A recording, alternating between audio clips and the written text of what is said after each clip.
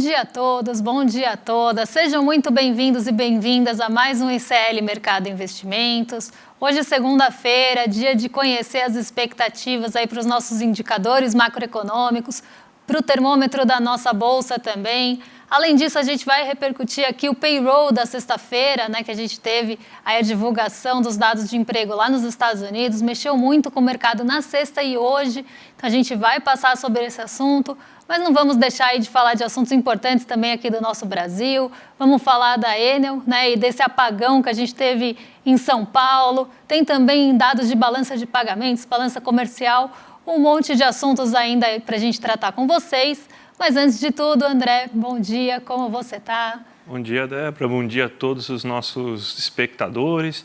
Hoje um dia que tem bastante notícia represada, inclusive, né, porque teve um feriado prolongado, não muito agradável para a maior parte dos paulistanos, que teve esse apagão aí, que tem gente que ainda não teve a luz restabelecida nas suas residências. Então vamos falar um pouco da privatização e seus efeitos.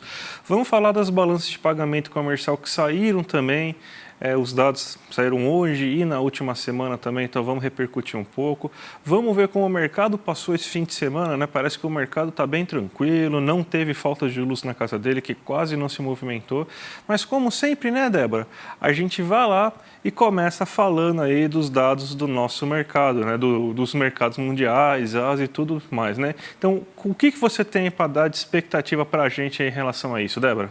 Bom, não tem como começar aí falando do dia de hoje sem falar de sexta-feira, porque sexta-feira foram divulgados os dados de mercado de trabalho dos Estados Unidos, né, o conhecido como payroll, e a gente vai tratar aí esses assuntos com vocês, porque eles mexeram muito na sexta-feira. Sexta-feira era um dia de liquidez mais reduzida aqui no Brasil. A gente vinha de um feriado, né? Então, na quinta-feira o mercado esteve fechado. Na sexta-feira é um dia de pouca liquidez, porque muitas das posições já são tomadas na própria quarta, como até a gente explicou aqui. Mas dentro dessa agenda esvaziada, porque por aqui não saíram indicadores, quem tomou aí uma grande proporção, inclusive aí na nossa bolsa, foi o payroll. Então a gente vai falar dele aí com vocês hoje. Vamos falar inclusive do movimento que ele trouxe para a Ásia hoje de manhã. Então um dia aí, vamos começar o dia falando da sexta-feira. Então, vamos retomar um pouquinho os dados de emprego lá dos Estados Unidos. E eles indicaram, né, um desaquecimento, não diria desaquecimento, mas aí um arrefecimento do mercado de trabalho. Os dados ficaram abaixo do projetado em todas as métricas apontadas pelo payroll. Então, a gente vai trazer esses dados para vocês e explicar como é que eles bateram no mercado e por que a gente teve altas tão expressivas na sexta-feira e, inclusive, fechando a semana num terreno tão positivo. Então, quando a gente olha aqui os dados de desemprego, e esses dados são de outubro lá nos Estados Unidos, a gente vê que o desemprego ficou em 3,90, então ele teve ali uma alta em relação a setembro e ficou acima do esperado. O mercado projetava para a taxa de desemprego nos Estados Unidos 3,8%. A gente teve aí 3,9%, então um desemprego maior do que o esperado nos Estados Unidos. Já pensando em criações de novos empregos, e aqui tem esse nome mesmo, tá? É relatório de emprego não agrícola, porque ele pega ali os empregos urbanos, que são a maioria mesmo ali dos dados dos Estados Unidos, né? Das vagas criadas. Então, quando a gente olha esse número é em 1.000, tá? Então, no mês de outubro, né, mês passado, a gente teve 150 mil postos em trabalho criados ali no setor urbano dos Estados Unidos. A expectativa era 180 mil, mas vale lembrar que a gente veio de setembro de uma criação de 336 mil postos de emprego, ficando inclusive no dobro do esperado no mês passado. Então, dessa vez, o mercado manteve ali sua projeção, né? O mês passado era de 170 mil novos postos, a gente teve 336. Essa projeção foi praticamente mantida, a gente tinha até um aumento por conta do mês passado ali, né? Se ia ter uma tendência ali mantida de aumento de criação, então a gente teve ali 180 na projeção e 150 mil nos dados reais. Então, outro dado que veio abaixo do esperado, mostrando que o mercado de trabalho está menos aquecido do que o projetado.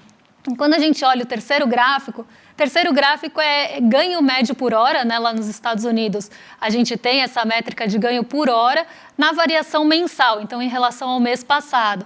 e ela também ficou abaixo do esperado. Era uma expectativa de alta de 0,30% no ganho mensal por hora, e a gente teve aí praticamente uma estabilidade em relação ao mês passado, ficando em 0,20%. Então, o que aconteceu ali nos mercados depois que esses dados do payroll foram divulgados?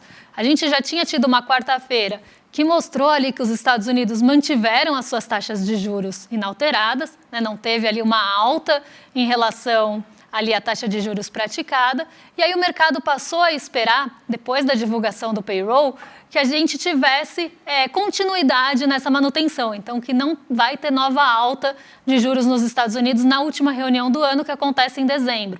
Então, o mercado está mais tranquilo em relação às taxas de juros. Esses dados vieram até para reforçar essa expectativa de manutenção, mostrando que por lá talvez esteja no fim do aperto monetário, então não tenham novas altas nos juros.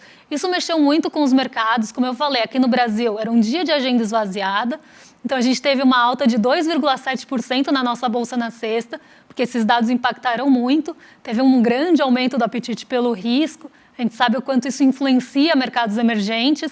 Então, a gente teve uma alta aqui da nossa bolsa puxada por esses dados aí do payroll abaixo do esperado, o que é até uma coisa difícil de se falar, porque aumentou o desemprego, a gente teve uma renda ali, um aumento de renda menor do que o esperado e criação de vagas também menores do que o esperado. Então, aqui a gente vê, né, que é um assunto difícil até de falar, porque eles estão comemorando dados piores do que o esperado do desemprego. Mas isso fez com que as taxas de juros arrefecessem e a gente teve um dia muito positivo lá nos Estados Unidos também na sexta. Então, um dia aí bem positivo, levando as bolsas para as melhores semanas. Então, Nova York teve sua melhor semana de 2023, os 3 índices tiveram ganhos acima de 5% no acumulado e o nosso Ibovespa ali ficou também acima dos 4%. No acumulado da semana, melhor patamar desde de abril de 2023. Depois a gente vai passar no termômetro da Bolsa e lá tem o dado, né, a alta certinho, se bateu a expectativa ou não, mas um dia aí bem positivo, levando a semana também bastante para o positivo. E isso influencia a Ásia nessa abertura, né? É verdade, né? Então você tem dados da Ásia também, né? Vai colocar na sua tela agora para todo mundo ver o que está acontecendo aí na Ásia, né? Então a gente tem alta ou baixa, né? Estamos com uma alta considerável aí no Kospi, que é da Coreia do Sul, né? O índice da Coreia do Sul. Então, é tudo isso por causa do payroll, Débora? Não só pelo payroll, mas grande parte pelo payroll. Então, quando a gente vê dados da Ásia hoje, todas as bolsas ficaram no terreno positivo, não teve aí nenhuma exceção a esse movimento positivo vindo de Nova York. Então, visto que as bolsas lá subiram muito na sexta-feira e aqui também, né? Então, um movimento bem global de altas na sexta, esse movimento positivo chegou na Ásia. Então, a gente viu bolsas ali subindo 2%, 3% na Ásia, mas o Kospi ele foi uma exceção, inclusive subindo acima da média, né? Ele foi o destaque mesmo, ele subiu 5,66%. Nessa segunda-feira, mas a gente tem um ponto importante também ali na Coreia do Sul, porque tiveram mudanças ali, modificações em relação a vendas descobertas no mercado de bolsa. Mas o grande otimismo veio justamente dessa expectativa de que os Estados Unidos possam manter as suas taxas, então não vamos mais ver o ciclo de altas acontecendo e que talvez eles inclusive cortem mais cedo. Então, a expectativa era ali para setembro que começassem os cortes e a gente já começa a ter uma probabilidade maior já para o meio do ano, então entre junho e julho. Então, essa expectativa está, inclusive, mostrando que os Estados Unidos podem cortar as taxas de juros mais cedo. Então, isso acaba também impulsionando o apetite pelo risco. Então, nessa segunda, a gente ainda tem reflexo do movimento de sexta-feira. Até alguns dirigentes do Banco Central dos Estados Unidos, o Fed, deram uma sinalização para um posicionamento mais brando, né, que a gente chama dovish no mercado. Então, a gente teve aí essa sinalização realmente para um fim de aperto monetário por lá. Boa notícia para os juros, né, que devem aí arrefecer depois de patamares tão altos. Sim, não, e tá todo mundo, os mercados inteiros estão dependendo dessas taxas de juros aí, que tá um problema mesmo, né? Nenhum mercado tem apetite por risco, as bolsas estão caindo consideravelmente, a gente vai até mostrar alguns dados aqui também da balança de pagamentos que explica isso, né? Mas essa taxa de juros, essa expectativa de alta, baixa, manter aí tudo para saber se a economia americana está indo bem ou mal, né? Acho que agora, pelo menos, essa novela encerra um pouco aí com esses últimos dados. Vamos agora, então, para o nosso Brasilzão, Débora, porque a gente tem aqui toda segunda-feira, sai o relatório Focus, né? E você tem que de novo, teve uma instabilidade tremenda, né? Então, o mercado financeiro aí, ou ele ficou sem luz e não viu nada, então é por isso que não teve nenhuma mudança, ou ele realmente foi para a praia e teve um bom fim de semana, porque não teve nenhuma mudança. Uma mudança muito marginal de 0,01%, pontos percentuais, 0,01 ponto percentual em relação à expectativa da inflação do ano que vem. Temos até aqui um gráfico aqui para mostrar para vocês, né? Ó, tudo igualzinho ao que estava na semana passada, tudo exatamente igual. Então, o que a gente tem? Não teve nenhuma mudança em nenhum dado, até porque a semana foi muito curta, né? E a economia do Brasil aqui mesmo só funcionou mesmo de segunda a quarta-feira e sem a divulgação de algum dado relevante. Então, ainda tem a previsão de uma inflação dentro da meta para os 2 anos de 4,63 e 3,91 para o próximo ano. Você tem um câmbio que deve girar por volta de 5 esse ano e para o próximo também por volta de 5, mas 5,05, né? Então 5 centavos um pouco mais caro. Ainda tem a previsão de um PIB de quase 3%, de 2,89 para esse ano e para o próximo de 1,5. E a Selic ainda com o mesmo ritmo, de cair na próxima reunião em 0,5 pontos percentuais e terminar o ano em 11,75. O mercado parece que deixou isso dado. E no próximo ano ainda se espera, né, que a Selic termine o ano em 9,25. Então, Débora, o mercado aí não teve nenhuma mudança aí muito radical aí, né? Poucas vezes eu vi tanta estabilidade, assim, quase um copia e cola da semana passada. Exatamente. A gente viu também, né, essa perspectiva até mais estável do mercado em relação à Bolsa. Então, na sexta-feira, saiu o termômetro da Bolsa, né, que mostra qual a expectativa do mercado financeiro para o fechamento dessa semana. E a gente teve ali uma expectativa bem dividida, né, sem muitas discrepâncias. Então, um mercado bem estável aí também em relação ao termômetro da Bolsa. Vocês estão vendo aqui, a gente tem do dia 18 de setembro até o dia 6 de novembro, né? Na verdade, a semana começa no dia 6 de novembro, termina agora no dia 10. A gente tem aí a Bolsa, qual foi o fechamento da semana. Então, na semana passada, a gente teve 4,29 de alta acumulada na semana, 57% das pessoas, né, dos entrevistados, dos agentes de mercado entrevistados, acreditava que a Bolsa ia subir, então acertaram, né, os agentes que esperavam alta, que na verdade era a maioria, né, acertou 4,29 de alta, então muito aí puxada por esses dados do payroll e também aí da super quarta, né, que acabou mostrando aí que os Estados Unidos mantiveram taxa, a probabilidade, inclusive, para a próxima reunião já bate 90% de manutenção de novo, ainda estava bem dividida, antes da super quarta e antes do payroll era de 78% de probabilidade de manter a taxa lá, e a gente sobe agora para 90%. Então, aqui uma bolsa em alta na semana passada, tinha alguma expectativa de queda ali, 14%, 28% esperava uma estabilidade, então perto do 0 a 0, nem alta nem queda, mas realmente prevaleceu aí a alta e uma alta grande. A gente não via essa alta desde o dia 18 de setembro, né? Como eu falei, foi o melhor patamar desde abril desse ano. A gente teve alguns meses bons, a gente teve algumas semanas boas, mas não nesse ponto que a gente viu na semana passada. E aí, nessa semana, está bem dividido, né? 50% espera que a Bolsa vai subir, 50% espera que ela vai fechar perto do 0 a 0, mas aí ninguém espera queda nessa semana. Lembrando que a gente veio ali de uma expectativa de 42,86% de queda na semana do dia 23. Então, a gente viu essa expectativa diminuindo semana após semana e agora zera, né? Então, não temos a expectativa de queda para essa semana na Bolsa. Então, o mercado esperando aí uma semana ou estável ou de alta, mostrando aí também essa pouca discrepância, até uma concisão maior aí no mercado em relação à Bolsa.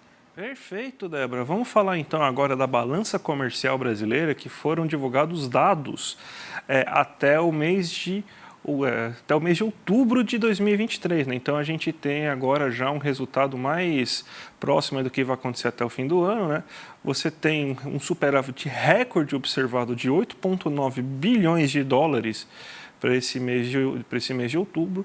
E a gente tem aqui os dados para vocês verem aqui como que está no acumulado esse ano, né? Então, se a gente for ver que esse ano a gente tem, então, um maior volume de exportações, né?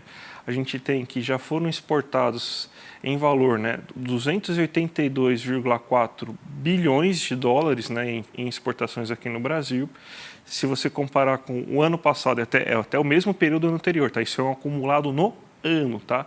Então você tem que, no ano passado, até outubro, você tinha 280,14 bilhões sendo exportado, então a gente está exportando mais e está importando menos. E isso aí é o que ajuda a explicar o maior saldo que a gente tem esse ano. Não é somente uma elevação das exportações, tanto que a gente importou esse ano 202,2 bilhões de produtos em dólares, né? Obviamente, né? Não são 202,2 bilhões, 202 produtos entrando, né? Em dólares isso, e sendo que ano passado a gente tinha exportado em produtos, né? Em dólares, 229,3 bilhões, né? Então, o que a gente tem é que a gente está exportando mais e importando menos, e isso faz com que o saldo seja bem diferente. A gente tem, então, uma diferença de 30 bilhões, ou seja, quase o dobro de saldo, né? Então, é uma diferença bem grande aí que a gente tem. Até agora a gente tem um saldo de 80,2 bilhões esse ano já no acumulado,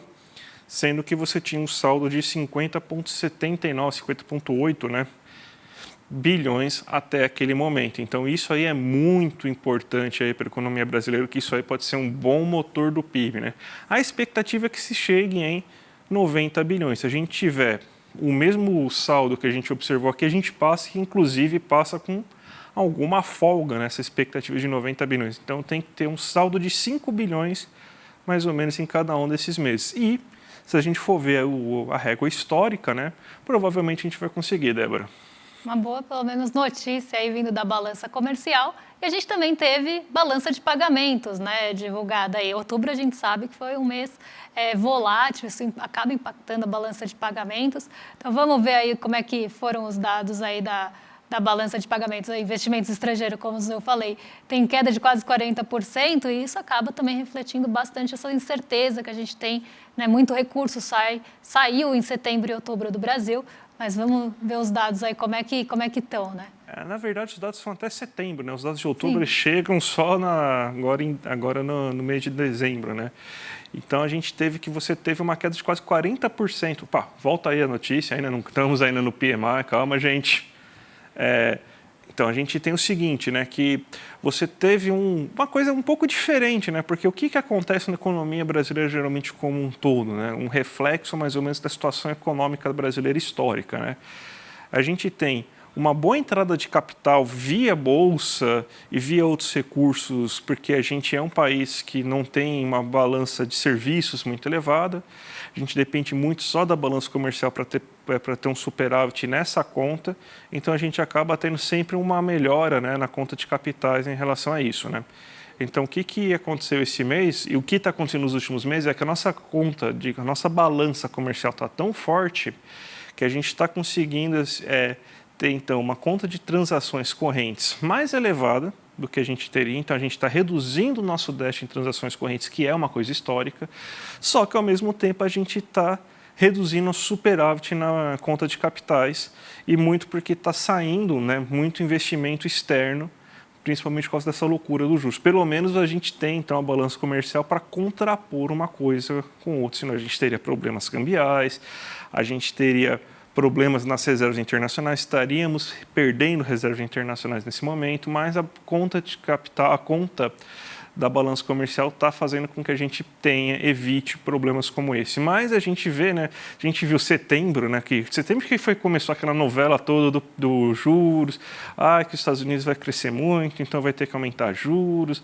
Começou em setembro, mais ou menos, essa novela toda. Então a gente vê aí que você tem uma queda muito grande desses investimentos estrangeiros, que são, em sua maior parte, especulativos. É bom a gente lembrar, né?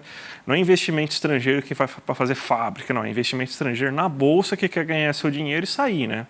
Então, basicamente, esse é o investimento que a gente está falando aqui. Mas é esse, mais ou menos, o reflexo do que aconteceu na nossa balança de pagamentos, Débora. E eu falei aqui de outubro, né? Já dando quase um spoiler aqui, porque isso deve acontecer em outubro também.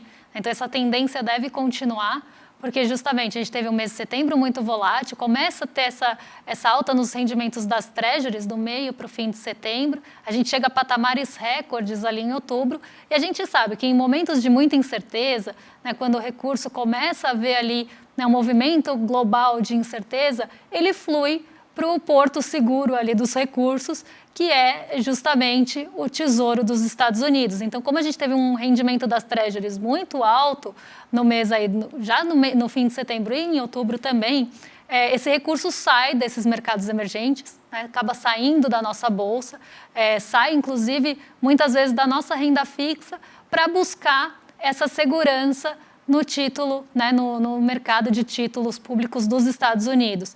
E isso acaba influenciando na balança de pagamentos, né, acaba influenciando no nosso dólar também, né, que a gente teve ali uma alta, né, nesses últimos meses.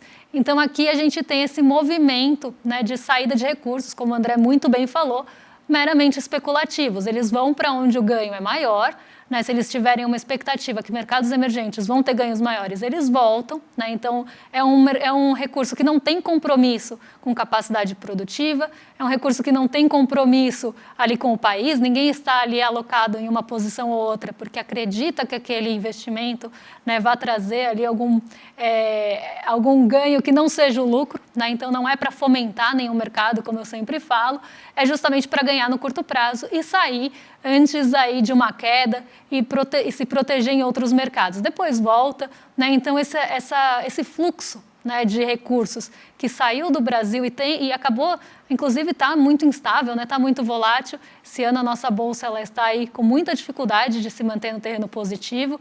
Então a gente vê realmente esse fluxo de recursos saindo sem nenhum compromisso. Então isso acaba refletindo nesse dado. Então outubro não deve ser muito diferente. Mas vamos falar agora da Enel, né, e do apagão que a gente teve aqui em São Paulo, né, desde aí o feriado, na verdade, desde a sexta-feira, a gente teve ali aquelas chuvas, né, aqueles ventos muito fortes, isso acabou derrubando muitas árvores, acabou também atrapalhando muito aí a rede elétrica de São Paulo. E a gente tem um descaso, como diz a própria notícia aqui, da Enel com os seus consumidores, aí, com os moradores de São Paulo, que muitos ainda estão sem luz, né? Algumas ligações, aí, alguma energia foi retomada até ontem, mas muitos brasileiros, muitos paulistanos, na verdade, ainda sem luz, né? E a gente vê, né, esse descaso mesmo, né? A Enel não está dando conta de responder ali as reclamações, né, não está dando conta, inclusive, de retomar a energia aí em alguns pontos de São Paulo, e a gente sempre entra naquele discurso, né? Mas se privatizar, por exemplo, que a gente tem a discussão agora da Sabesp, a prestação de serviços vai melhorar. E a gente vê aqui um exemplo claro, né, da Enel, que não é bem assim, né? Então, foi uma empresa privatizada, ela está aí na mão da privatização, né? Está na mão do setor privado, e a gente vê que não tem nenhum compromisso com os paulistanos aí que pagam suas contas de luz, né? Não tem nenhum compromisso em dar muita satisfação. Então, a gente tem ali aquelas notinhas que são praticamente também um copia e cola, e a gente vê essa situação, né, de um serviço mais caro e também uma prestação mais precária, o que não choca ninguém, porque a gente sabe que o mercado privado sempre quer buscar lucro, né? Essa é a lógica, buscar a maximização do lucro com corte de custos. E eles fizeram isso, né? O que eles fizeram nos últimos anos, né? Aumentou consideravelmente o lucro da empresa. E todo mundo sabe que aqui em São Paulo, pelo menos quem mora aqui em São Paulo, sabe como é uma beleza o serviço da Enel, né? Que se garoar você já tem probabilidade de acabar a luz, né? Porque é sempre um grande problema isso. E além de tudo, pelo que consta, né? Desde 2019, quase 4.000 funcionários foram demitidos e funcionários que justamente faziam essas manutenções preventivas aí da rede elétrica. E é uma coisa assim absurda, né? Porque se a gente for pensar, por que se diz tanto que a iniciativa privada é melhor do que o serviço público, né? Se a gente for pegar bem na teoria do pessoal que é liberal mesmo. Não vamos nem entrar aqui em teoria heterodoxa, em teoria de economista progressista, não, vamos entrar na teoria liberal mesmo. O que é? A iniciativa privada ela é melhor do que o serviço público justamente porque você tem concorrência. Existe concorrência. É possível você ter concorrência em distribuição energética? Não, não é possível. É o que a gente chama de monopólio natural. Não tem como você ter duas empresas oferecendo energia elétrica ao mesmo tempo. Imagina, a gente já tem aquela quantidade de cabo em São Paulo. Imagina dobrar aquilo, né? Então, não seria, seria impossível você ter duas empresas de energia elétrica fornecendo energia elétrica para as pessoas aqui em São Paulo. Então, é justamente isso que acontece. Você não privatiza monopólios naturais, porque eles são caros, custos de manutenção são muito elevados, então, e a empresa vai querer sempre aumentar o seu lucro, então você tem que ter uma fiscalização muito boa para você conseguir uma privatização, e não é o que está acontecendo aqui, né? A ANEEL pode fazer tudo à vontade, tirar o saque do ar e não acontecer nada com ela. Então, não é possível, quando você tem um monopólio natural, você privatizar esse setor. Então, a água, que também é um monopólio natural, não tem como você ter 4 canos de esgoto para atender sua casa, que só vai ter um cano de esgoto e vai ser aquela única empresa. Imagine isso. A gente está o quê? 4 dias sem luz aqui em São Paulo. Imagina você ficar 4 dias sem água na sua casa, o que você vai fazer? Que beleza que vai ser. Então, esse é só um filminho, só um aquece aí para o que pode acontecer aí se você realizar essa privatização da Sabesp. Sendo que no mundo inteiro, esses serviços públicos eles estão sendo revertidos, estão sendo reestatizados. Nos países comunistas, por exemplo, como Alemanha, Inglaterra também, outro país muito comunista, né? Então, você tem que, nesses países da Europa, está sendo tudo reestatizado. Então, é isso que está acontecendo, gente. Então, menos, tá? Então, a gente tem que lembrar o que está acontecendo, o que é a iniciativa privada, que ela só quer saber de lucro. E é isso que acontece quando você tem, então, uma situação de emergência. Ela está despreparada. Então, é isso que acontece, Débora. Exatamente, porque corta custo de manutenção preventiva, né? E demite, inclusive, funcionários. Então, tem um quadro menor trabalhando naquele sistema, com um corte de custos ali para aumentar lucro, e aí o compromisso realmente com o consumidor, ainda pensando nesse monopólio, fica realmente de lado. E a gente não tem esse exemplo só na Enel. Se a gente pegar aqui em São Paulo, a gente tem o mesmo no sistema de transporte, na parte que é privatizada, que aqui em São Paulo, para quem não sabe, é até carinhosamente apelidada de via morosidade, né? Não é à toa, porque vive dando problema. Mesma coisa, mesmo quadro, lá no Rio de Janeiro, que a gente tem ali também a água, né, sendo privatizada, contas altíssimas, as pessoas com dificuldade de pagar a conta de água e o serviço não melhorou, né, pelo contrário. Então, a gente vê todos esses exemplos acontecendo no momento que a gente está discutindo a privatização da Sabesp aqui em São Paulo, né, que é um absurdo e que vai caminhar na mesma toada. Então, não vai chocar ninguém, caso seja privatizado, que a gente começa a ter esse problema na nossa água também, com contas altíssimas, né? E a água, a gente está falando de um bem aí, de um recurso indispensável, né? A energia também, mas a água mais ainda. Então, um recurso natural, enfim, né? Que acho que é um bom momento, inclusive, para acontecer isso, para as pessoas refletirem no que elas estão, às vezes, apoiando, né? Então, acho que esse exemplo e tantos outros que aconteceram nesse período aí, nesses últimos tempos, eu acho que vem justamente para reforçar que não tem que privatizar esse tipo de serviço. Sim, sim. Débora, 2 minutinhos para a gente fazer, então, os fechamentos, as aberturas de mercado, então. Vamos para a sua tela aí para a gente colocar, então, para ver o que está acontecendo no mundo? Olha, a gente tem aí, né, uma abertura positiva no Ibovespa, né? Aqui a gente tem a Nasdaq e o EWZ ainda não atualizaram, mas devem caminhar no terreno positivo também hoje, junto com o S&P 500, né, que está aí quase tão positivo quanto a nossa bolsa. E esse reflexo, como eu falei, ele vem justamente de sexta-feira. Então, não tem nenhuma divulgação hoje, aí não uma divulgação tão forte. A gente tem algumas divulgações de resultados corporativos que vão acontecer depois do fechamento do mercado. Então, a gente tem aí alguns resultados importantes que saem depois do fechamento, como o Itaú Unibanco, o Engie. A gente tem alguns realmente dados importantes, mas quem está puxando o Ibovespa para o terreno positivo e o S&P 500 também é justamente esse fechamento positivo de sexta-feira e essa expectativa de que os juros vão ser mantidos na próxima reunião nos Estados Unidos e devem cair mais cedo no ano que vem. Quando a gente olha o reflexo disso no dólar, ele também aparece, né? Então o dólar que esteve até um pouquinho no terreno positivo hoje, porque caiu bastante na sexta, já foi para o terreno negativo, então está perto da estabilidade, mas cai, né? Uma leve queda de 0,010, acompanhando o DXY, que mede o dólar frente a seus pares, que também cai aí perto da estabilidade em 0,06. Então a gente tem esse movimento negativo, né? Vamos pensar assim do dólar, mas negativo, diria, o real se fortalecendo frente ao dólar e os pares também se fortalecendo frente ao dólar. Então aqui o dólar em patamar de R$ 4,90. E um ponto que eu acho que vale a pena falar é o petróleo Brent, que sobe 1,10% hoje, porque a gente teve um anúncio ali da Arábia Saudita e da Rússia que eles devem continuar ali com uma produção mais enxuta de barris de petróleo até o fim do ano.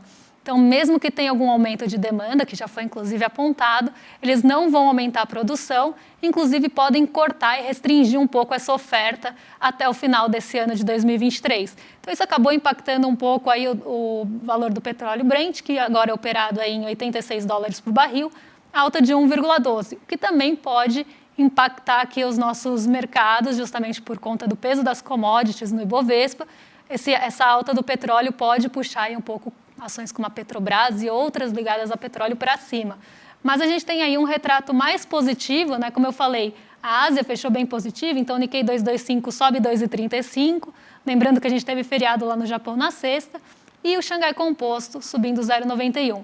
Então, realmente um dia mais positivo para as bolsas, justamente pelo aumento do apetite pelo risco, que aconteceu aí com essa queda dos rendimentos das treasuries, que estavam nos maiores patamares desde os anos 2000. Perfeito, Débora. Eu sei que a gente tinha ainda o PMI para falar, né? Mas a gente deixa para amanhã para a gente fazer pelo menos uma análise mais completinha, tá? Para não fazer correndo, né? Acho que é melhor.